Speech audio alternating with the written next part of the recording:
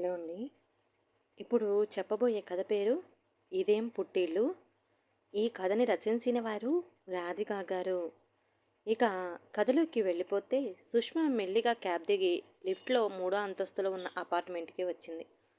ఒక చేత్తో భుజం మీద నుండి జారిపోతున్న హ్యాండ్ బ్యాగ్ సరిచేసుకొని మరో చేత్తో సూట్ కేసు హ్యాండిల్ కిందకు దించి కాలింగ్ బెల్ కొట్టింది. అనూష తలుపు తీసి, బాగున్నావా సుష్మా, లోపలికి రా అని చిరునవ్వుతో స్వాగతం పలికింది. బాగున్నాను వదినా, మీరందరూ ఎలా ఉన్నారు అంది లోపలికి అడుగు పెడుతూ సుష్మా. అందరం బాగున్నాం సుష్మా, నువ్వు వెళ్ళి ఫ్రెష్ అవ్వు, నేను నీకు టిఫిన్ కాఫీ రెడీ చేస్తాను అంది అనూష. అలాగే వదినా. అమ్మా నాన్న ఇంట్లో లేరా ఏంటి, కనిపించడం లేదు అంది సుష్మా. వాళ్ళిద్దరూ వాకింగ్ చేయడానికి పక్కనే ఉన్న పార్కుకి వెళ్ళారు, కాసేపట్లో వచ్చేస్తారు అంది అనూష. మరి అన్నయ్య అంది సుష్మా. ఆయన కూరలు తీసుకువస్తానని మార్కెట్కి వెళ్ళారు అంది. నువ్వు ఈరోజు వస్తావని తెలిసి ఉంటే అందరూ బయటకి పోకుండా నీ కోసం ఎదురు చూసేవాళ్ళు అంది నవ్వుతూ అనూష. నేను సర్ప్రైజ్ చేద్దామని ముందుగా కబురు చేయకుండా వచ్చాను వదినా. ఇలా వీళ్ళందరూ ఇంట్లో లేకుండా నాకు సర్ప్రైజ్ ఇచ్చారంది చిరుకోపంతో సుష్మా. అంతలోనే కాలింగ్ బెల్ మోగిన చప్పుడైంది. అమ్మ వాళ్ళు వచ్చినట్లున్నారు. తలుపు నేను తీస్తానులే వదినా, నువ్వు వంటింట్లో పని చూసుకో అంది సుష్మా. అలాగే అని అనూష వంటింటి వైపుకి నడిచింది. సుష్మ పరుగులాంటి నడకతో వెళ్ళి తలుపు తీసింది. తలుపు తీసిన కూతుర్ని చూసి ఆశ్చర్యపోయారు సుభద్ర, సుందరరామయ్య దంపతులు. ఒక్క క్షణం తేరుకొని, ఎలా ఉన్నావు, ప్రయాణం ఎలా జరిగిందమ్మా అని కూతురి తల మీద తన అరచేతిని ఉంచి ఆప్యాయంగా అడిగారు తండ్రి సుందరరామయ్య. ఇప్పుడే ఓ 10 నిమిషాలయ్యింది నానా. తల్లిని చూసి బాగున్నావా అమ్మా అని పరుగులాంటి నడకతో వెళ్ళి వాటేసుకుంది సుష్మ. వెంటనే సుభద్ర, బాగున్నాను తల్లి, అల్లుడు గారు రాలేదా, ఒక్కదానివే వచ్చావా, ఇలా చెప్పా పెట్టకుండా ఊడిపడ్డావేంటి, అల్లుడు గారితో కానీ అత్తగారితో కానీ గొడవడు పడలేదు కదా అని ప్రశ్నల వర్షం కురిపించింది.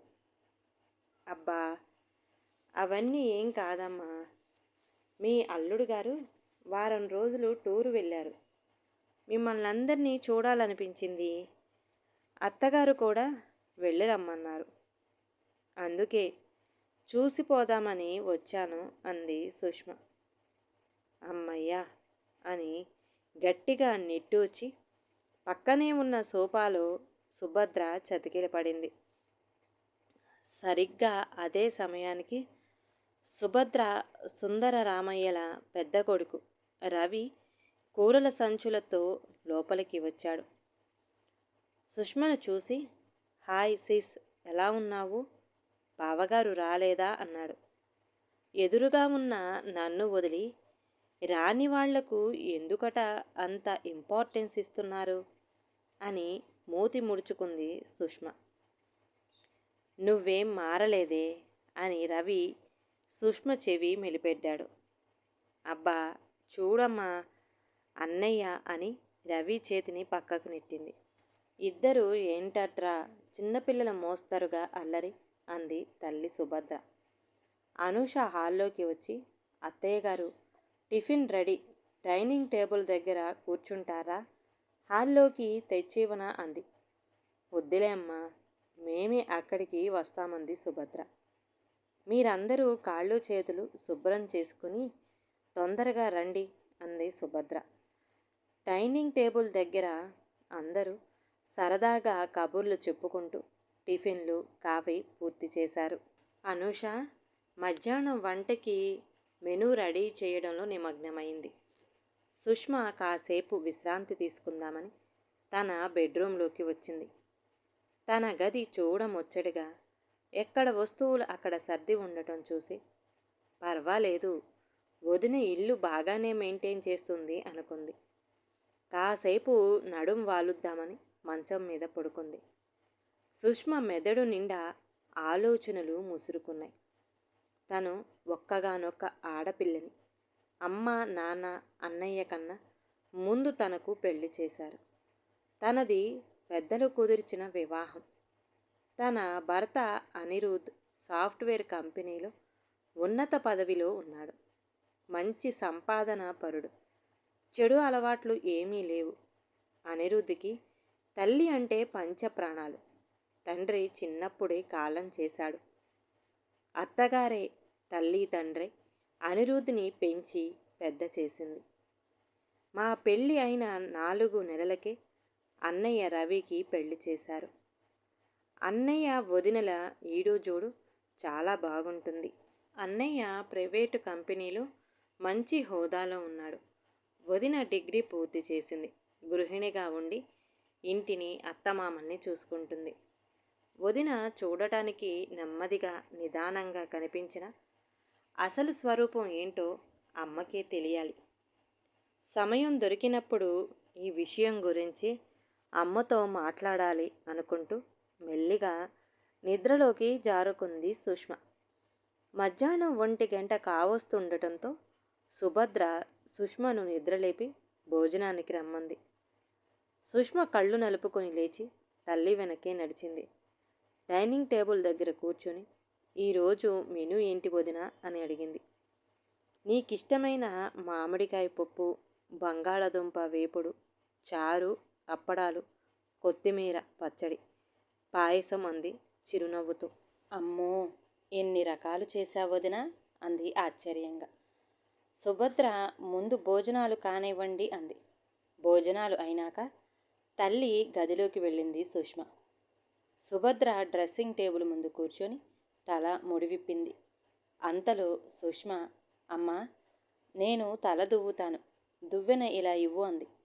సుభద్ర మాట్లాడకుండా దువ్వెన సుష్మ చేతిలో పెట్టింది. సుష్మ వదిన సంగతి ఎత్తుతుందేమో, ఎంతైనా కూతురు కూతురే, కోడలు కోడలే అని అంటుందేమో చూసింది. లాభం లేదు. అమ్మ ఎందుకో కోడల విషయం ఎత్తట్లేదు. సుష్మలో సహనం నీరు కారిపోయింది. కోడలు వచ్చి సంవత్సరమన్నా కాలేదు, ఇంట్లో అందరినీ మార్చేసింది. నాన్నగారికి కాఫీ ఇవ్వటం దగ్గర నుండి అన్నయ్యకి ఆఫీస్కి లంచ్, ఇంటి పని, వంట పని, అమ్మకి టైంకి మందులు గుర్తు చేయడం. అమ్మనైతే వంటింటి ఛాయలకు కూడా రానివ్వట్లేదు. అమ్మకి పూర్తిగా స్వేచ్ఛ, విశ్రాంతి దొరికింది. కోడలు ఇవాళ వంట ఏం చేయమంటారు అత్తయ్య గారు అంటే, ఈవిడి గారు నీకు నచ్చింది చెయ్యమ్మా అని జవాబిస్తుంది.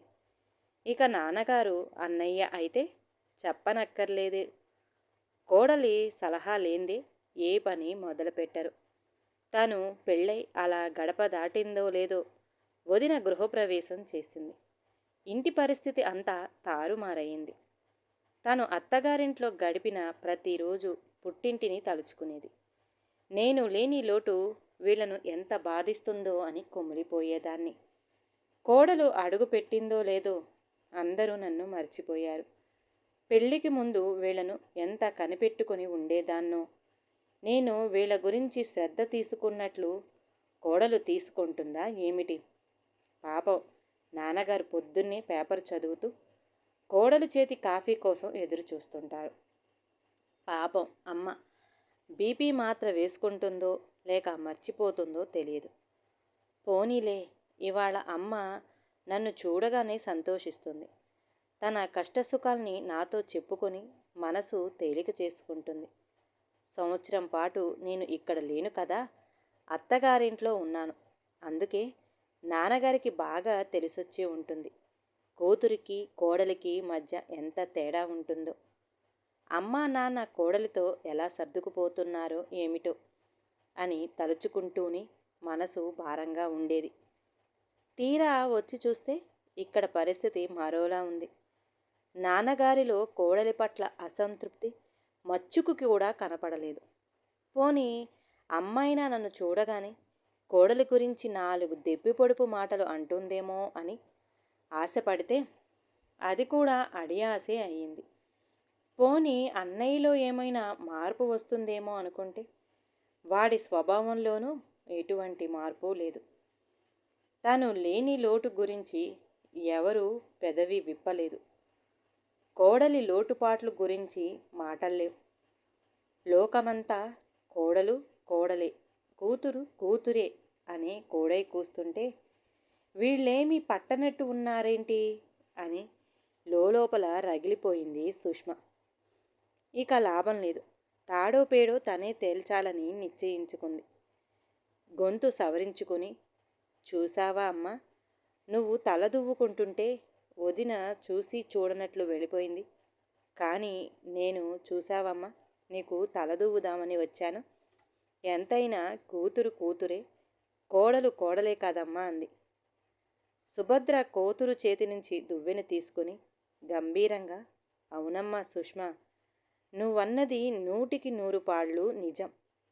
కోడలు కోడలే అవుతుంది. నాకు ఆరోగ్యం బాగా లేనప్పుడు సేవలు చేస్తుంది.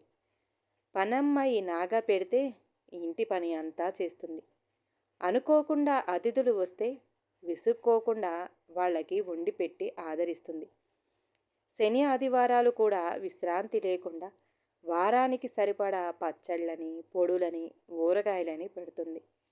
టైం ఉంటే మీ అన్నయ్య ఆఫీసు పనిలో కూడా సాయం చేస్తుంది. మీ నాన్నగారి అవసరాలు, మీ అన్నయ్య అవసరాలు అన్నీ తనే దగ్గరుండి చూస్తుంది.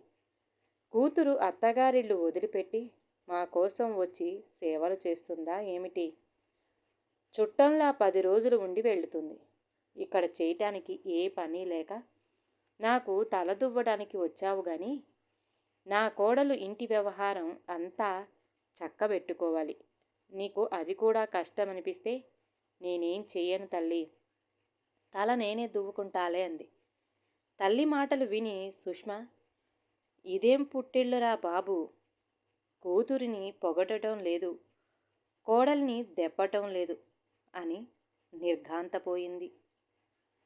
ఈ కథ కనుక నచ్చితే ప్లీజ్ అండి లైక్ చేయండి. అలాగే ఛానల్ని సబ్స్క్రైబ్ చేసుకోవటం మాత్రం మర్చిపోమాకండి. మీ విలువైన అభిప్రాయాన్ని కామెంట్ బాక్స్లో కామెంట్ చేయండి. అందరికీ ధన్యవాదాలండి.